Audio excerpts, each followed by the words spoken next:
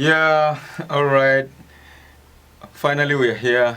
The Dialogue with Agba Jalingo. I want to give all the thanks to Cross Riverians and people out there who must have been waiting for this program. And we say congratulations, Cross River. This is the beginning of a very long journey. And today, we initially were supposed to bring Barrister Obonobla and Don Clems Enambe. But very unfortunately, we want to apologize to the people of Cross River. Barrister Obonobla, the special assistant to President Buhari on prosecution, lost two of his siblings not long ago, and he's going to he buried one not long ago, and he will bury another one on Thursday. And obviously, he wasn't in a very good frame of mind to do this program. So we have made alternative arrangement for another set of very, very erudite and prominent Cross Riverians who will make the program what you would have expected today. And they are here in the studio with us to discuss the Cross River State Superhighway, one of the signature projects of the governor of Cross River State, His Excellency Senator Ben Ayade. And we have two guests in the studio today, and one of them is his senior special advisor to the governor on public affairs, Chief Tony Undiaundeye. You should remember he was also a former local government chairman in Obudu. And we also have an environmentalist, a very passionate activist in the studio, the executive director of the Rainforest Resource and Development Center. Yes, Dr. Odey Oyama. The two of them are in the studio today to talk about the superhighway. Chief Tony, you're welcome to the studio. Thank you very much. And Dr. Odey, you're also welcome to the studio. It's a pleasure being with you here today. Thank you. It's amazing. And I'm here again with my co-presenter, Jonathan Uba. Good evening, Cross Riverians. It promises to be an exciting one. You are yet to see the most exciting, the most informative, the most fiery, the most controversial radio to hit your stereo. All right. So, Chief Tony, I will start with you. Very bluntly, I want to ask you, first of all, you are the senior special advisor to the governor. And on the 29th of May, when the governor was sworn in, he told Cross Riverians about the signature project. He talked about the deep sea port and the superhighway. But today we are going to be very specific on the superhighway. It's been very controversial. There have been a lot of people who feel that the road is going to destroy a lot of the mass of forest that Cross River State has been preserving for so many years. We want to find out from you, what are the merits of the Cross River State Superhighway, sir? Yeah, thank you, Cross Riverians. Quite very honestly, the governor, on the 29th of May 2015, when he was sworn in, he came clear with an idea, the idea to expand the possibilities of the economic fortunes of Cross River State. All the things that have been happening in Cross River State have been either the focus on education, the focus on healthcare, the two other successive governors have done substantially enough on that area. And then the economy of the state was completely down. And the governor came in and thought that, look, we need to open up Cross River to the possibilities of of a greater economic activities and investments, industrialization and the likes. So he came up with the first signature projects of the deep sea port in Bakassi local government and the superhighway, which is about 260 kilometers from the foot of the deep sea port in Bakassi to end up in the northern Cross River State, somewhere in Gakum. What happened was this. The governor had begun this project as soon as he won his election. He commissioned people to start looking at the possibilities of implementing this project. So he had his plan already, having the initial feasibility on ground. Now, what is the potential merit of these two twin projects? The two of them are complementary. What is the merit of the two projects? One, the deep sea port. When you find out that Cross River State lost its identity, it lost the Bakassi to Cameroon, it became a landlocked state and ceded, and because even the 76 oil wells were ceded to Akwa Ibom State, so we became a non-oil producing state and then a landlocked state. Now, the only opening would be that we do not have access to the Atlantic Ocean. And if we have a deep sea port sited there, which has a natural depth value of about 34 feet, which is called the datum depth of the natural datum level of the sea level at that point. Now, it gives us advantage that apart from linking the northern Cross River State, it will link northern Nigeria through Taraba, through Adamawa and Borno, and ultimately will open up Cross River State to outside this country, because we through that place Chad can access Borno through the boundary between Nigeria and because that's Central African Republic. So the merits are very huge. I don't know whether this time will be enough for me to empty all the merits of the deep sea port and the superhighway. But essentially, the trade route between Nigeria and the Central African Republic, which is largely a landlocked central area, would have been open. They would have access to the Atlantic Ocean. That is the most striking relevant of this project, the deep sea port and the superhighway. All right, Dr. Yeah. Dr. Odey, I understand also that those of you who are environmentalists have been very concerned about this project. Yeah. And you have raised a lot of technical concerns about the project. I want you to talk to Cross Riverians about some of those concerns you have raised about the road. Thank you very much. First of all, proposed road. Yeah, first of all, I'm not a doctor. Okay, sorry. I'm sorry about that. Odey Oyama, yes. Odey Oyama, I'm sorry about that. I want to commend this administration, with the kind of zeal I find the governor trying to implement projects for the public. But I have observed with great concern that some of these processes which is undertaken to implement these projects are far from modern civilized systems of governance. By this I mean that as an administration, a new administration, the first thing the governor ought to have done would have been to put together a blueprint which will include all the signature projects. And the blueprint must state the goal of his administration in the next 4 years. What do you intend to achieve in the next 4 years? That blueprint must also state specific objectives in line with all the MDAs, the activities, the projects you want to undertake in the MDAs. And then along those other specific objectives, we must have a lineup of activities you intend to undertake to achieve the objectives. These are the activities that will be budgeted, so you can derive your budget from those activities. And then you bring back, you also articulate your work plans as well as log frames to implement that project. Yeah. And all of this blueprint will be sent to House of Assembly for debate and ratification and final approvals. This is essential because you would need the House of Assembly to undertake the oversight function to ensure compliance. But between you and I, up till this moment, the issue of the superhighway has not passed through these processes. Okay. It has not passed through the process. There is no. Is that the problem of the environmentalists? The problem of the environmentalists, basically, okay, and also cross-riverians, concerned cross-riverians, is the fact that it's not going through due process. One, an environmental impact assessment, which is spelled out in the EIA law, has not been done, or has not been properly done. Yeah. Prior to this time, one would have expected the EIA to be ready, the report to be ready before the commencement of the project. If you recall, the president came here in October 30th to commence the project.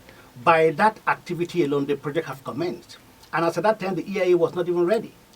So no, we heard there was a provisional approval for an EIA that allowed the president to come and commission the project. What do we call provisional approval of EIA? Maybe I should be asking you, sir. You should ask government to explain what they mean by that. Oh, Chief Tony, can you explain to that? What is that provisional approval meant for? Yes. These are preliminary activities. When they say that environmental impact assessment was not undertaken and processes, he raised two fundamental issues. One is the process. Now, the State House of Assembly does not formulate policies for the executive. The governor of Cross River State has a policy trust for 4 years. Nobody has requested him to give him his blueprint. I want to say that I have said, in fact, in my opening speech, I said that the governor had already commenced work as soon as he won his election.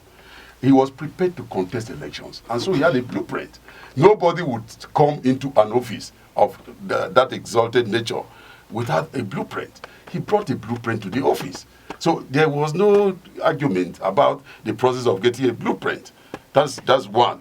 Two, the State House of Assembly do not have the right to evaluate your policy document. what the State House of Assembly does is to look at your budget for funding those projects that are intended by your programs.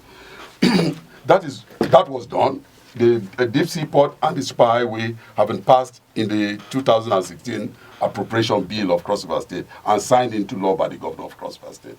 So that is one. So the process of getting the projects into the budget has been done and followed the due process.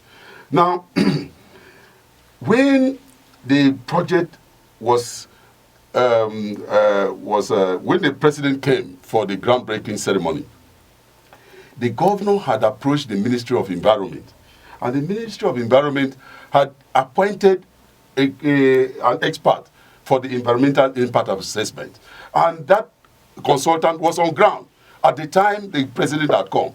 And so the Ministry of Environment, through their field office here in Calabar, had given preliminary approval for preliminary works to be done because they thought that it was not substantially going to affect the lives of the people and the environmental issues that concern that.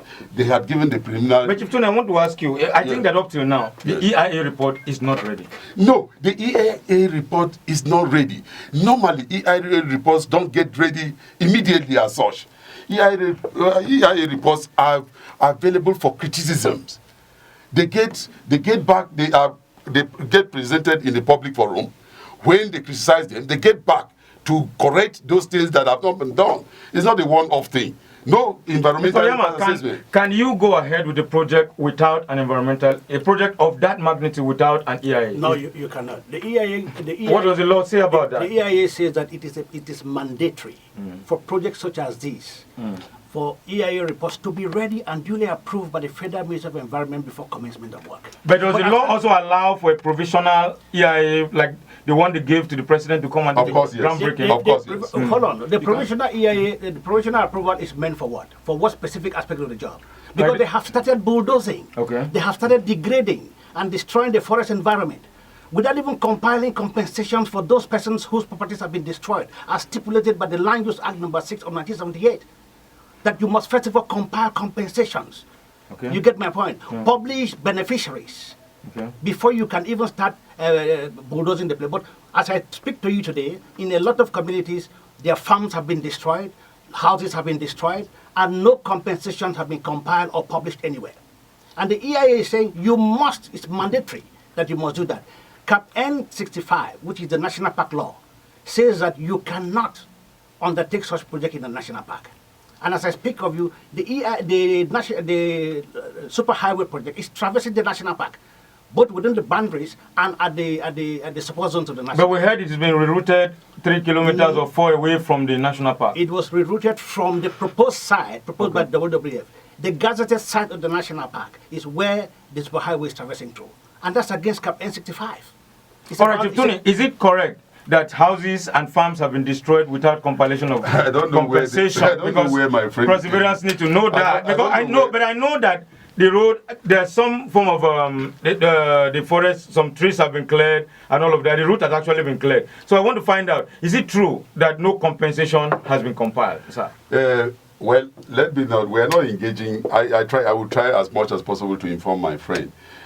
As well as Perseverance. And Perseverance. Who are listening to us, yeah. Who are listening to us, sorry. I thought that was a two-man discussion. I'm very sorry about this Perseverance. Millions of Perseverance are hearing us. The truth of the matter is that the governor of Cross River State is an environmentalist. Yeah. He's a very sensitive person. He knows how the land tenureship in our state runs. So he does not, he's even a lawyer. He understands the intricacies of even law as regard these environmental issues, social impact assessment and environmental impact assessment.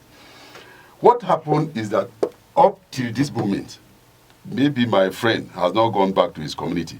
The commissioner for lands has gone to all the affected communities and they have done enumeration of all the affected farms, plantations, houses that will be affected. Has that been published, sir? No, they have not published. Okay. They have done the compilation. It is no work is going on now. Yeah. Because when we had the stop work, No, the work we has have not stopped. There's a court order to stop the work. Is it still going on? We have stopped. Okay. We have stopped. Okay. We stopped because we are respecters of the law. That's good. And we believe that all the details that were canvassed in the last EAI public hearing must be addressed before we get back to the site. We're a law-abiding state and a law-abiding government. So what he does not know is that we are about publishing the list of the beneficiaries whose properties will be affected by the superhighway. How soon should Cross Rivers be expecting this list? How soon should Cross Rivers be expecting the list? I think that to be fair, because you need to call a public hearing of those people so that people who are affected, who were not captured by the first enumeration, might have their complaints, taken in. So I think that between two months or so we would have published that list, a comprehensive list of what has been done. This enumeration, Chief, does it also include the alleged lands being grabbed by the government? The 10 kilometers either side of the... Yeah, that has been very contentious. I think that issue has come up and we have tried to explain it. The 10 kilometers either way is not land that is acquired by government for any specific purpose any longer at the moment. What was envisaged by the government is that we want to create new cities along the superhighway. Most of the cities, you find out that when a road like that is created, you need to bring infrastructures back to a point where people can benefit from it. People can benefit from the economic value of the road. Because when traffic is open to that road, this other road will not have the same traffic. So it means that you have transferred the economic viability to the other side of the road. So government had thought that when that is done, it will be held on trust for the communities, so that when we go and develop facilities for them to move in, they will move into modern cities, move into modern communities. But the law specifically gives the distance that the setback is supposed to cover from the road. No, is that up to 10 kilometers? We respect the laws. The laws, because the laws affecting the construction of the road would be respected. But I said they propose acquisition, they propose buffer zone, either side of 10 kilometers, is for communities that are now far deep away from the road, not going to take a community that exists close to the road. Okay, let's say that's not consistent along the whole road. From Odey Oyama, because... For instance, if we said we are taking the 10 kilometers, it means we are going to even encroach on the wildlife national park. If we say it's a consistent thing, we are saying that if a community had been very deep inside, it's not close to the 10, we can develop facilities for them to have a modern community, for them to come close to the road to benefit from what happens along that road. All right, let's find out from Odey Oyama. That has been the most teething issue about the road. And people are saying that the governor wants to grab land by that arrangement. And that the law allows a specific setback that is not up to that distance. Dr. Odey, you are an environmentalist and you people have been very passionate about this. Please, can you explain to Cross Riverians what that is all about? First of all, let me commend government for conceding that they have not published the compilation of the list of compensations. All right. Also for conceding that they have started work, but they have stopped work because there's a court order. And I want to also say that government was in violation for even commencing work without an approved EIA. Okay. With regards to the buffer zone, 20-kilometer buffer zone of a span of 260 kilometers of a road gives you 5,200 square kilometers of land, which means that the buffer zone alone is about 95 to 96% of land, okay? And that 95, 96% of land is not even... Of which land? 97% of which land? Of a buffer zone, of the entire land that have been acquired. Okay. For the road. Okay. It's not even covered in the EIA. There is no way in the EIA where that land has been covered. Okay, in other words, you have seen the EIA report. I have read the EIA report. It's 443 pages. Okay. And because that fundamental issue is not there, it makes the EIA invalid. Okay. When you acquire lands of about 5,200 square kilometers of land in a span of 260 kilometers, about 180 communities are involved, which means that these 180 communities with about 1 million Cross Riverians have lost their traditional land holdings, their rights over their lands, their rights over their ancestral territories. their traditional and ancestral lands have gone in the. So how about the argument that they want to help them develop modern cities? What do you think about that? It is not there in the order. Okay. I'm talking about documentary evidence. It has been published in the Chronicle of 22nd January 2016 that lands were acquired for the superhighway. Nothing about cities was stated there. So we're talking about documentary evidence now, and government have not refuted that fact. Okay, Chief Tony, can we conveniently say that the government wants to grab land? What would government be grabbing land to do with now? No, it's possible. Government would continue to acquire land legitimately for specific development purposes. But there must be compensation. Yeah, there would be. Naturally, there is a process for acquiring land all over the world, and in Cross River State will not be an exception. I believe that my governor intends well for this state. The misunderstanding sometimes is that we have not communicated enough, and it's my responsibility to do so. It's not the governor's responsibility. And I think that I want to thank you for bringing me to this platform. I think that we'll continue to key into this concept of speaking to our people enough so that they will know that these are our reasons for doing what we are doing. Now, the truth about the matter is that government will not acquire the kind of massive land he wants to do what with 5,000 square kilometers. That's a lot of land. What is the total square meterage of Cross River State to acquire that kind of That's land? about one third. It's inconceivable. Because they are putting it at the theoretical frame to put the high-sounding statistics. No, but Tony, we saw a publication on Chronicle that said that 10 kilometers, the land will be. So, in other words, even those who are agitating are actually not wrong from they are not wrong. Evidence available to the public. Yes. What was published by the Ministry of Lands. You see. So, how do we explain that? Because the explanation for some of the people has not been satisfactory. I've assured you that. And the commissioner said it was meant for development purposes. Development control. So the Cross Riverians are yet to understand what that development control. How is it going to be? What are the intricacies? I think that the closest I can assure Cross Riverians is that we cannot wake up as a government and acquire massive land like that for no just cause. Cross Riverians should believe us as a government that we just like the Commissioner for Land said, is for development control, was that when a community, I've said it, when a community is now too far away from this superhighway and hopes to come close, now we are going to consider that parcel of land which is vacant, and it may be up to 10 kilometers. There are also communities which are more than 10 kilometers away from that superhighway. So that community can move away and live close to the superhighway. And government will have a responsibility of putting the infrastructure for the community to move. If you wish to move close to the superhighway, that cannot be consistent throughout the length and breadth of the entire road. That's what I'm trying to say. So you want to react? Like you want to say something? Maybe you say something to well, first of all, I want to acknowledge the word you use, land grabbing. Yeah. The posture of government with regard to this. That's the word in town, that the government wants to grab land. To do what with it? Yeah. The question is to do what with it? So, I wouldn't know. Well, there are documentary evidence that government has already acquired those land by the publication of 22nd January 2016. Okay. A revocation it was order. a notice. Well, it's a revocation order. It has become law by now. You get my point? Okay, Doctor. Okay, go ahead. Sorry, you say you're not a doctor. I'm sorry. By so doing, like I said, over 1 million people have now become entirely displaced persons. Because when you declare that this land belongs to government, you no longer hazard land. Where do you expect the communities to go to? No specific declaration have been offered by government as to the fate of these persons. You see, government gives the impression land belongs to government. No, land does not belong to government.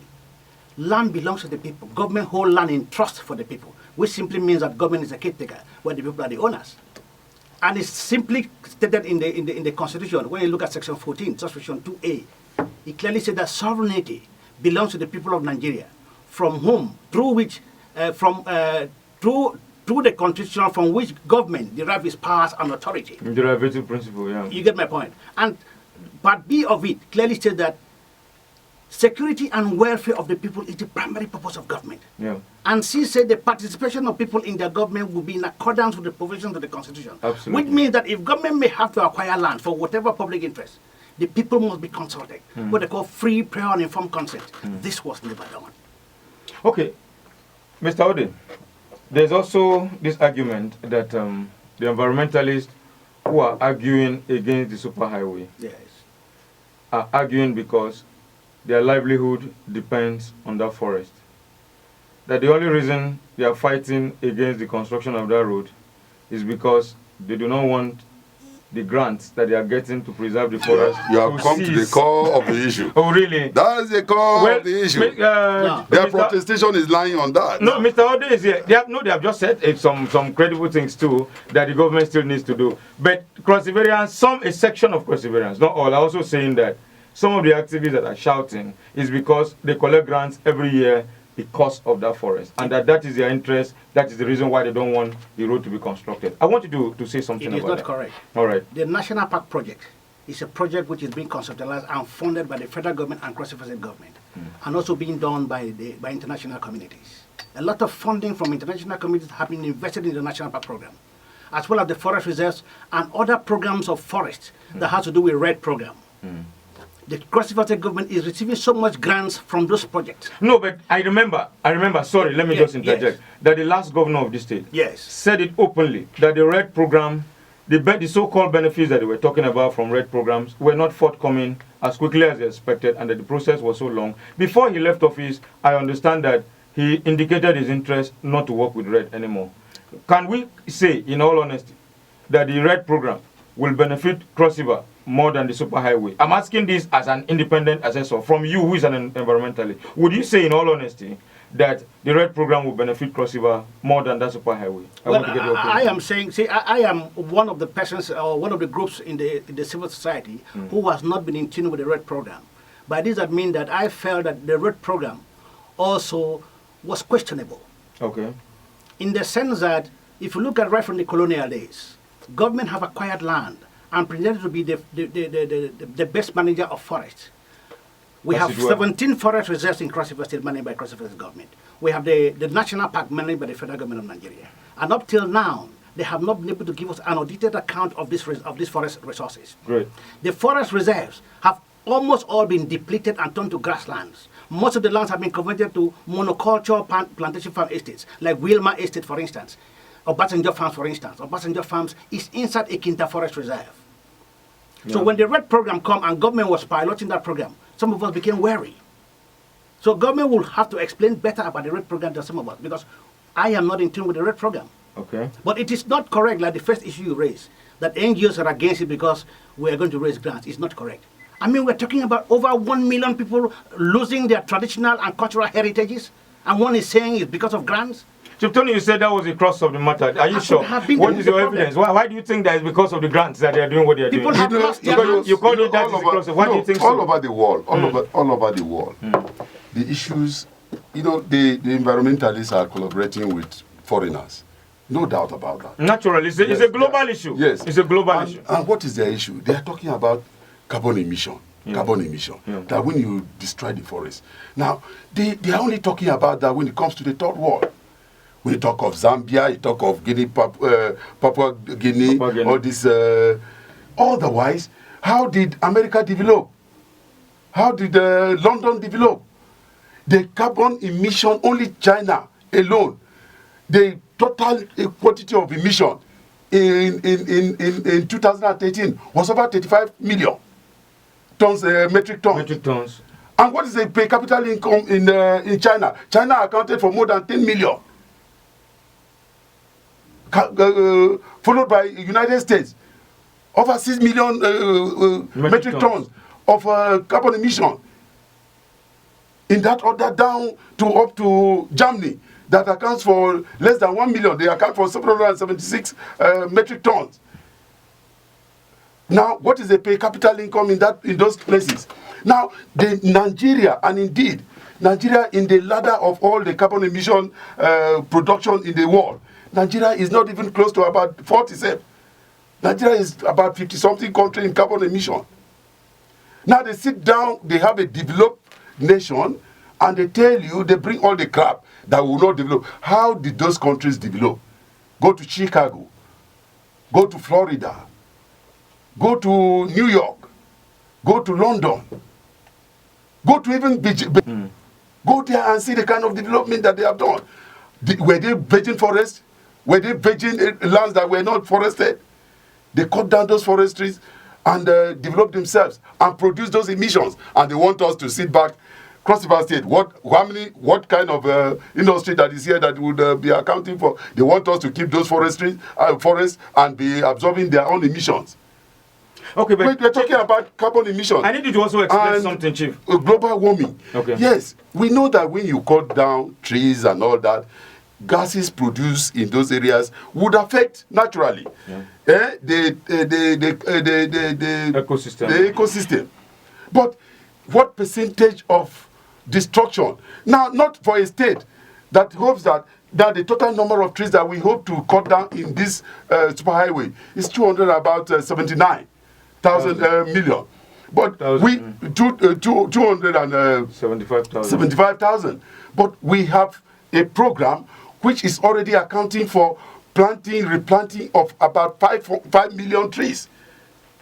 So that's about twice the ones that will be cutting down. Chief Tony, how are we going to account? I need you to explain this for us. Mr. Odey, I will come to you shortly to answer to this. But Chief Tony, yes, there is another burning issue over this matter. And that issue is that, yes, even if the superhighway has to be constructed, there are some statutory processes like the road has the award of the contract for the construction of the road.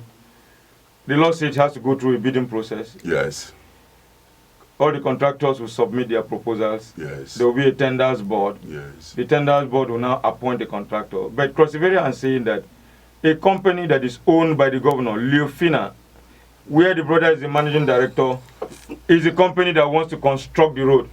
I want to ask here on air so that Cross Riverians can hear, how was the contractor who is handling that project appointed, sir? Good question. You see, there are many things that people have raised that look like myth in governance. All right. Now, the superhighway, the governor, on that day, 29th of May, 2015, never said the project was going to be funded by Cross River State funds. He said there would be partners, investors from outside this country who would invest in that and recoup those two projects. He didn't say the projects were entirely going to be funded by Cross River State government. Now, that PPP arrangement, private partnership arrangement, presupposes that there are obligations on the side of the government and obligations on the investors. Correct. Now, what what Cross Riverians have not come to understand is that we did not go against the EIA. What we were doing, which we call preliminary works, was the survey looking at the line from which the road would pass. We have not started earthworks. We were doing debushing. It was debushing, and we have not done more than 60% of what ought to be done. And in most communities where human beings, because this amplification of what is really happening, no farms have been actually destroyed. It is portions that has no farms that have been touched. The governor is a very sensitive person. He's a very humane person. Mr. Oyama. Now they claim, most of the claims were on air. Most of the claims, there is no farmer who has come to say that government went into his farm and started destroying his farm without compensating him. We have been very cautious. It could be that, look, people thought that they were farming Iruru, that they could be plotting Iruru from this point, and so when we bulldoze that place, the Iruru... Mr. Oyama, I want to ask you something. You know. Can you say in all honesty? Yes. Because you say you've been there and you see that you said they are debushing. Yeah. Because Chief Tony did not really tell us whether the company that is doing the debushing... No, I could say that. ...was selected through the due process, because I expect that before anybody should have started that work, like the law says, there will be a bidding process. No, I dodged the question, or maybe it's somehow, yeah. No, let me say, it's a very important maybe I need to emphasize it again, Chief. I need to emphasize it again that Cross Riverians are saying that Leofina Limited, a company where the governor's younger brother, Dr. Frank Ayade, is the managing director, is a company that is doing that project, and that the company was appointed without following the due process. Is that right? Let me tell you. Because Cross River need answers to this question. Let me tell you that Leofina is not involved in the construction of that road. Okay, good. Leofina is not involved in the construction of that road. What has happened? There is the preliminary works that are being done have followed the due process. If you go, we have a due process office that has been established and expanded beyond what it used to be an individual special advisor. It is now a committee. The due process office handled in conjunction with Cross. Okay. That is a special purpose vehicle company by the Cross River State government that is responsible for the construction of the work. So most of the bills of quantities are lying with the Cross, which is an entity. Mr. Oyama, I'm sure you want to say something about that. Yes, Please say something. I want to say very clearly that Please say something. the due process was not followed. And up till now, this process has not been followed. The public procurement law is clear about these things. If you want to award such a contract. And what does that law say, please? That you must publish it. Okay. You must be transparent at it. There must be public bidding for such a contract. Okay. And you must have contractors bid for it. So which are the contractors that bidded for this job? Where was the publication made? Where was it gazetted? Okay. Which are the companies? And how was the company picked? Because it must be in the public. Sure. The law says that. Yes. Nothing of these processes were followed. Are we expecting that, Chief Tony? No. If I knew that we were coming to ask about the process, I'm not asking you on air. I'm saying that. That process was followed. No, it I don't know. No. It was not followed. It's your word Can against mine. perseverance expect that that process you're talking about to be published somewhere for us to see how it happened? You see, can you promise perseverance that it will be published? In procurement law, it's not all contracts that are published. They are selective tenders.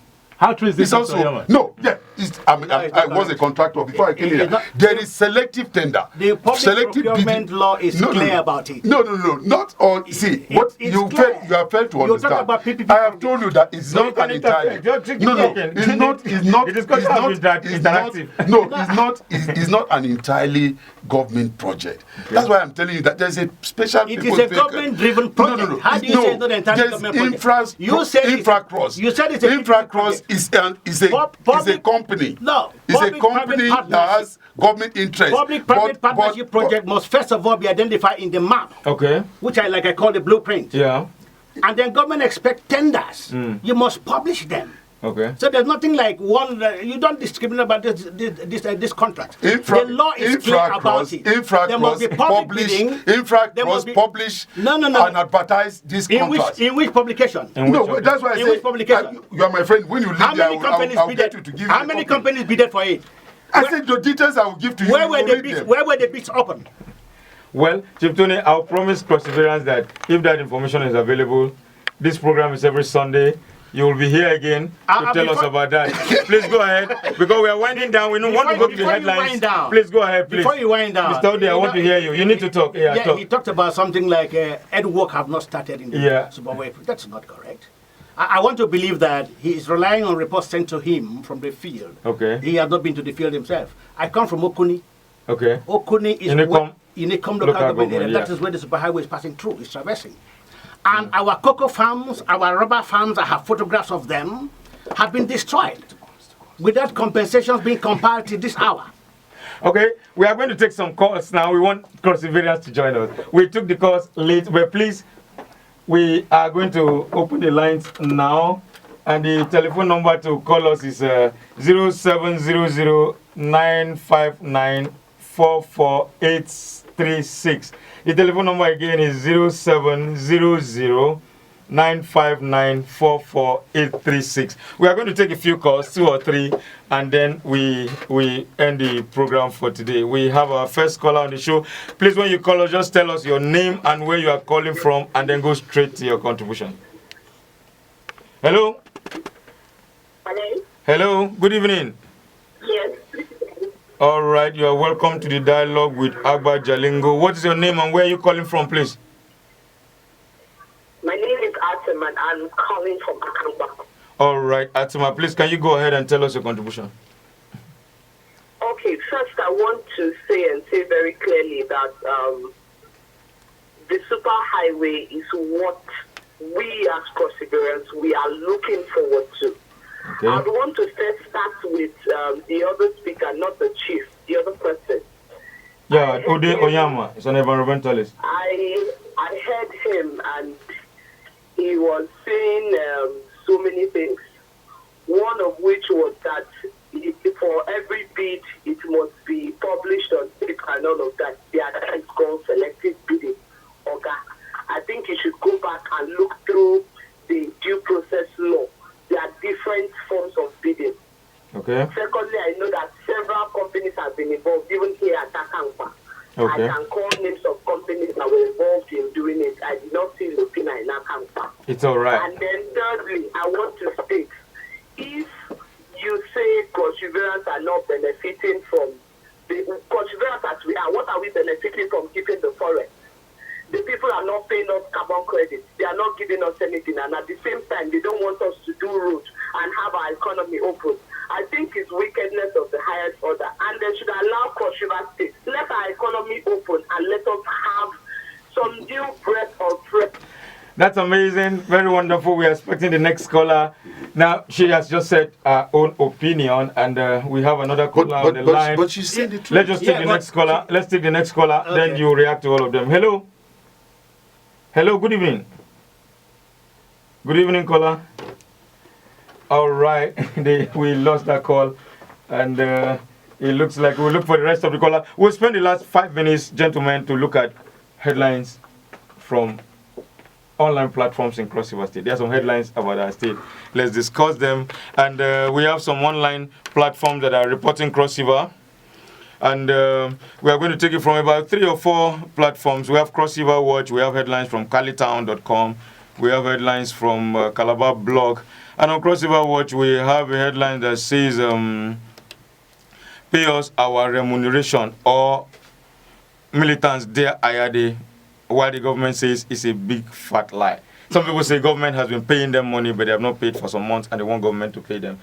Chief Tony, what is that about? The people, the reportage, the problem of reporting is a problem, because the militants came not armed, nothing. They came for, when you are being... But is government owing them? Yeah, of course. Okay, government with the and is government planning to pay them? Yeah, why not? Okay, we have another one. The federal government has given us go-ahead for Bakassi Deep Sea Port. Is that correct? Very correct.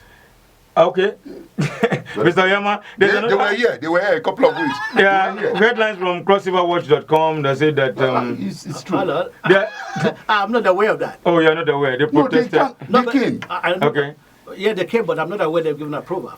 They came. Okay, Ayade, another headline from crossriverwatch.com says Ayade begins paying local government retirees gratuities and potholes they appear on the road. They have started paying gratuities, but potholes... My mother has been owed over 5 years since she retired.